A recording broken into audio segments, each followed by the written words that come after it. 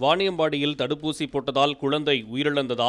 70 kilometre ஆம்புலன்ஸை துரத்திச் சென்ற உறவினர்கள். நடந்தது என்ன?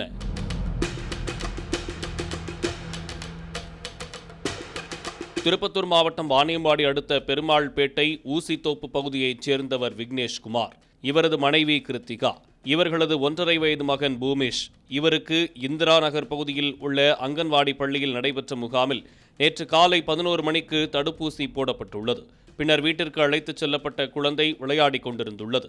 பின்னர் குழந்தையை தாய் உறங்க வைத்த நிலையில் இன்று அதிகாலை குழந்தை வெகுநேரம் ஆகியும் எழாததால் பதறிப்போன பெற்றோர் உடனடியாக குழந்தையை வாணியம்பாடி அரசு மருத்துவமனைக்கு அழைத்துச் சென்றனர். அப்போது குழந்தையை பரிசோதித்த மருத்துவர்கள் ஏற்கனவே குழந்தை இறந்துவிட்டதாக தெரிவித்துள்ளனர். இந்நிலையில் குழந்தையின் உடலை உறவினர்களிடம் ஒப்படைத்துள்ளனர். அதனைத் தொடர்ந்து குழந்தையின் உடல் வீட்டிற்கு எடுத்துச் செல்லப்பட்ட நிலையில் குழந்தையின் இறப்பில் சந்தேகம் இருப்பதாக உறவினர்கள் குற்றச்சாட்டை முன்வைத்துள்ளனர். அதன் அடிப்படையில் வாணியம்பாடி கிராமிய காவல்துறையினர் வேலூரில் உள்ள அரசு மருத்துவக் கல்லூரி மருத்துவமனைக்கு பிரேத பரிசோதனைக்காக குழந்தையின் உடலை அனுப்பி வைத்தனர்.